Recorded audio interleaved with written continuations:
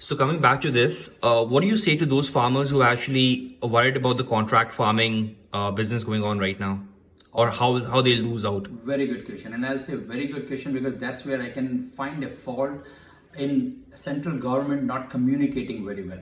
So contract farming, just by the nature of the way they have brought in this law, and I actually literally, because of all these protests, I started reading it line by line to figure out, could it really be possible that somebody will come and start owning the land? So first of all, no, absolutely not. There's a very clear provision written there that no matter what, nobody can just take over the land, no matter what. I mean, absolutely written in very clear words that anybody can come and contract with a farmer. And again, that's where the benefits comes in. That if I know already in advance that whatever I'm going to grow is going to yield me what I'm looking for, and that does not necessarily have to be the crop that is being guaranteed in the form of wheat and rice, and it can be anything else. And there is a guarantee that I will not lose my land. That's what the worry is. You don't have to worry about it at all. There is no way anybody can come and grab your land. Point number one. But going back to again this constant fear about somebody will grab your land or is everything honky-dory? No, there are problems. I mean, and rather problem is the wrong word. The right word probably is, of course, I always say communication. There is a lack of communication from the government side right from the beginning of it. Another example is for this APMC again, right? These mandis.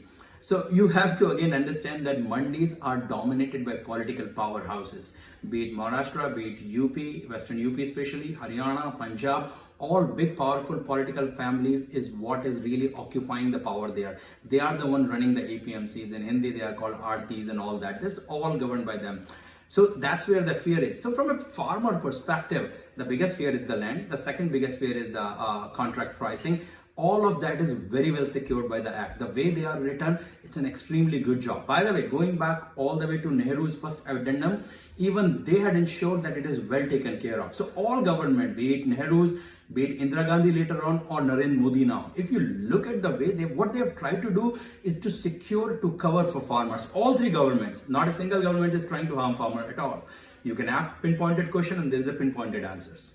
So then all these protests which are going on in Delhi and Haryana and Punjab right now, are they all politically driven right now? Or is there some base, or is there some reason Right, for that? right. So answer is yes and no. Yes, they are politically governed without a doubt. And like I said, I mean, political families dominate these mandis. They really own all that business environment. They are minting that money. But not all fears are invalid. So imagine a scenario, right? I mean, funny enough, I can say many of us are product of economic reform that India did in 1991. But there was constant fear at that point of time. What will happen if you put India in front of the world without really giving years to prepare? On the counter side with farmers, there are people, and it's a very valid reason, that the economy of Punjab, Haryana, where 80% of their crops are bought over, already committed by government that they will take care of it.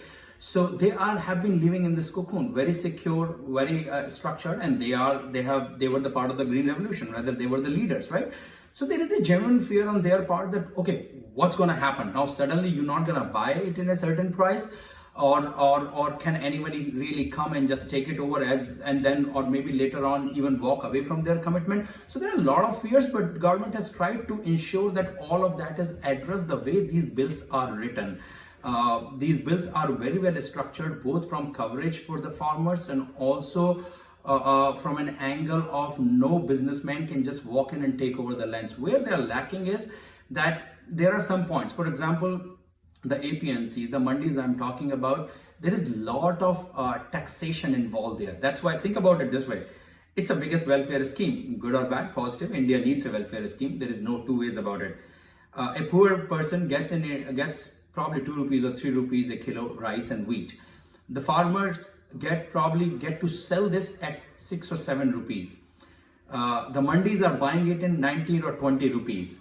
A person like you and me in the market is buying it in 40 and 50 rupees. So if you're a business man, if you understand the little bit logic of how economy function, you can see how that 6 rupees what farmer is earning actually getting sold to a customer like me in 40 rupees, but it is also being welfared and put in back into someone's hand at 2 rupees.